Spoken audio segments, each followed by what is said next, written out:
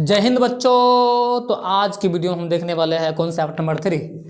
तो concept number 3 में जो है आज देखेंगे कि ये जो क्वेश्चन दिया हुआ है ना, इसको आज आपको एकदम जो है सिद्ध करके दिखाएंगे। जो है इस टाइप के क्वेश्चन जो है बिहार बोर्ड के एग्जाम में पूछा जाता है, जो कि हम लोग क्लास 10th का जो देख रहे हैं इम्पोर्टेंट जो भी सेगमेंट है कॉन्सेप्चुअली हम लोग पढ़ रहे हैं। एक भी कॉन्सेप्ट जो है आपको छूटने वाला यहाँ पे नहीं है। पूरा जो है वीडियो बना के प्लेलिस्ट बना देंगे आप लोग के लिए। वहाँ पे प्लेलिस्ट में जाके देख लीजिएगा। वहाँ पे लेक्चर मतलब वहाँ पे जो है कॉन्सेप्ट नंबर 1, कॉन्सेप्ट नंबर 2 ऐसे करके लिखा हुआ रहेगा। आज के वीडियो में जो है कॉन्सेप्ट नंबर 3 सीखने वाले हम लोग। तो आइए जो स्टार्ट करते हैं आज के वीडियो को। तो यहाँ पे बच्चों आज के वीडियो में हम लोग सीखने वाले हैं कॉन्सेप्ट नंबर 3। तो कॉन्सेप्ट नंबर 3 में जो है इसको सिद्ध करना है। दर्शाइए कि प्रत्येक धनात्मक समपूर्णांक 2q के रूप का होता है। मतलब दर्शाना है कि प्रत्येक धनात्मक समपूर्णांक जो है वो 2q के रूप में होता है और प्रत्येक धनात्मक विषम पूर्णांक जो है 2q+1 के रूप में होता है। और जहाँ q क्या है, पूर्णांक है। तो q एक पूर्णांक है और बताना है कि प्रत्येक जो धनात्मक समपूर्णांक होता है 2q के रूप में होता है और प्रत्येक धनात्मक विषम पूर्णांक जो होता है 2q+1 के रूप में होता है। इसको दर्शाना है। तो आइए दर्शाते हैं। देखिए इसको दर्शाने के लिए सबसे पहले एक संख्या ले लेते हैं a। मान लेते हैं यहाँ पे मान लेते हैं एक संख्या जो है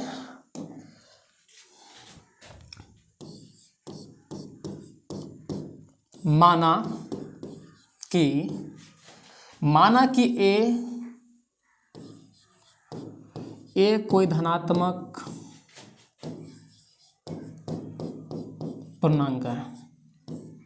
माना कि ए कोई धनात्मक पूर्णांक है। माना कि ए कोई धनात्मक पूर्णांक है जिसमें 2 से भाग करने पर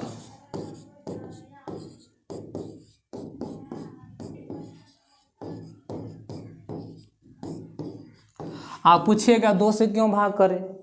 तो ये जो मान ली ये जो एक कोई धनात्मक पूर्णांक संख्या है, यहाँ पे आप देखिए ये जो 2q है तो मतलब यह भाजक रूप में 2 दिया हुआ है। भाजक मतलब भाग करने वाला। तो यहाँ पे जो हम जो है इसीलिए 2 से जो है विभाजित करते हैं इसे, या 2 से भाग करने पर या विभाजित करने पर। तो माना कि ये कोई धनात्मक पूर्णांक है जिसमें 2 से भाग करने पर या 2 से विभाजित करने पर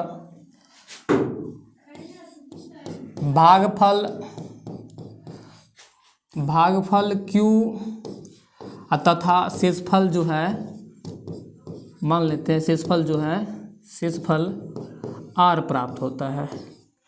r प्राप्त होता है। इस प्रकार जो है हम लोग मान लेते हैं। ठीक है।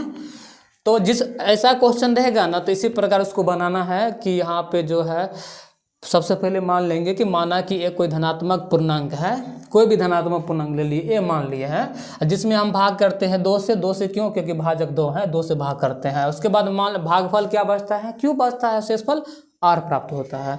और यहाँ पे हम बनाएंगे यूक्लिड विभाजन प्रयोग करके परमिका का। यहाँ पे हम लोग बनाने वाले हैं यूक्लिड विभाजन प्रमेयिका का प्रयोग करके बनाना है। ठीक है। तो चलिए यूक्लिड विभाजन प्रमेयिका का सूत्र क्या होता है? तो होता है भाज्य बराबर भाजक गुणी भागफल जोड़ शेषफल प्राप्त होता है ना। इसी सूत्र पर बैठाएंगे और बनाएंगे। और यहाँ पे अगर देखिएगा ना, यहाँ पे फिर से लिखते हैं यहाँ पे भाज्य बराबर ये भाजक कितना है तो भाजक 2 से न भाग देते हैं। तो भाजक 2 है तो 2q लिखेंगे। यहाँ पे भाजक 2 दिया हुआ है, यहाँ पे भाग करते 2 से, तो इसीलिए भाजक यहाँ पे 2 लेते हैं, 2q+r हो जाता है। ठीक है। यहाँ पे इसको आप जो है यहाँ पे आपको ये प्राप्त होता है। यहाँ पे जब देखते हैं कि यहाँ पे भाजक 2 है तो r का संभव मान जो है ना, जहाँ पर भाजक अगर 2 है तो r का संभव मान 2 तक ले सकते हैं। 2 तक ना, यहाँ पे 0 1 तक ले सकते हैं। जब तक वहाँ जैसे यहाँ पे भाजक 2 है तो 1 तक लेंगे, भाजक 3 रहेगा तो 2 तक रहेंगे, भाजक 4 है 3 तक लेंगे। इस प्रकार यहाँ पे तो यहाँ पे जो भाजक कितना है 2 है, तो यहाँ पर आर का मान यहाँ पे लिखेंगे आर का संभव मान। तो आर का संभव मान कितना, तो आर का संभव मान जो है 0 से लेकर 1 तक है, क्योंकि यहाँ पे भाजक कितना है 2 है, इसलिए आर का संभव मान 0 से लेकर 1 तक होगा। ठीक है, हाँ। तो यहाँ पे जो है 0 से लेकर 1 तक होगा यहाँ पे आर का मान। आर का मान बैठाएंगे, देखिए जब हम आर का मान लेते हैं, जब आर बराबर लेते हैं 0, आर बराबर 0 लेते हैं, तो यहाँ पे तब देखिएगा ए बराबर क्या होता है, तब देखिएगा ए बराबर क्या होता है। डायरेक्ट बताइए, जब आर का मान यहाँ पे 0 रख देंगे बच्चों, यहाँ पे रख देते हैं, चलिए 2q है प्लस आर, आर की जगह 0 रखें तो कोई फर्क तो रहे, यहाँ पे 2q प्राप्त होगा, तो ये का मान कितना 2q प्राप्त होता है। और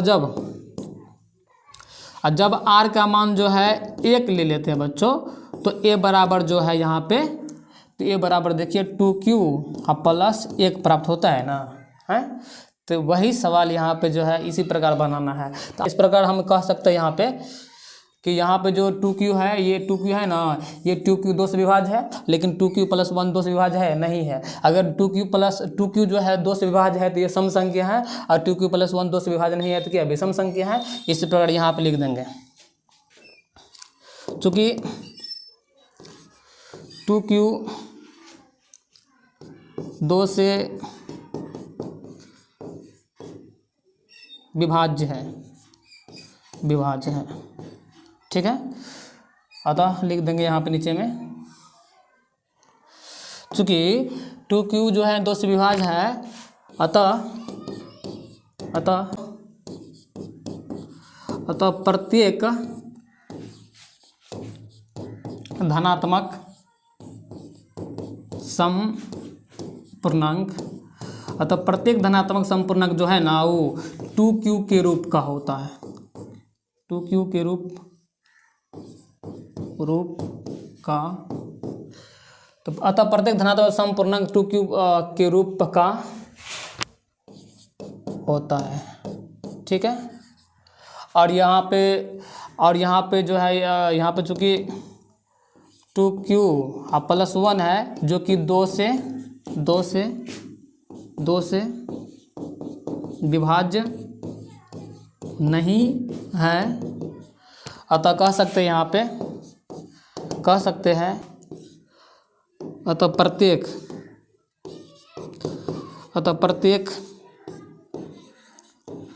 धनात्मक विषम पूर्णांक 2q प्लस 1 के रूप का होता है। तो बच्चों इसी प्रकार जो है दर्शा देना है, ठीक है ना। इसी प्रकार जो है इस सवाल को दर्शा देंगे हम लोग। एक बार फिर से जो है समझ लेते हैं इसको, देखो किस प्रकार बना है। देखिए यहाँ पे जो क्वेश्चन था वो कह रहा है कि दर्शाइए कि प्रत्येक धनात्मक समपूर्णांक जो है 2q के रूप का होता है, तो वही दर्शा रहा है। और जो है प्रत्येक धनात्मक समपूर्णांक 2q प्लस 1 के रूप का होता है बच्चों।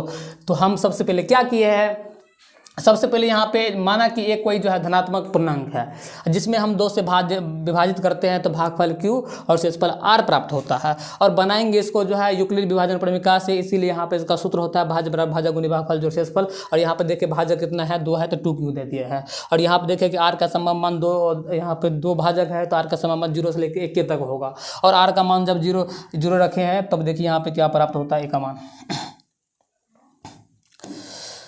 जब बच्चों यहाँ पे r का मान जो है 0 लिए हैं तो a का मान 2q निकला, और जब r का मान 1 लिए हैं तो a का मान 2q प्लस 1 निकला। इस प्रकार हम कह सकते हैं कि 2q जो है 2 से विभाज्य है, इसीलिए जो है प्रत्येक धनात्मक समपूर्णांक जो होगा 2q के रूप का होता है। और यहाँ पे देखिए कि 2q प्लस 1 जो है 2 से विभाज्य नहीं है, इसीलिए जो है हम कहें कि यहाँ पे प्रत्येक धनात्मक विषम पूर्णांक जो है ना वो 2q प्लस 1 के रूप में होता है। तो बच्चों इसी प्रकार जो है इस सवाल को जो है दर्शा देना है। तो ये सवाल जो है बहुत इंपॉर्टेंट क्वेश्चन सब है, इसीलिए आप कॉन्सेप्ट नंबर 3 में ये इसको बताए हैं। इसी प्रकार जो है अगला वीडियो में जो है कॉन्सेप्ट नंबर 4 लेकर आएंगे। बस आज यहीं तक रखते हैं बच्चों। जय हिंद, जय भारत।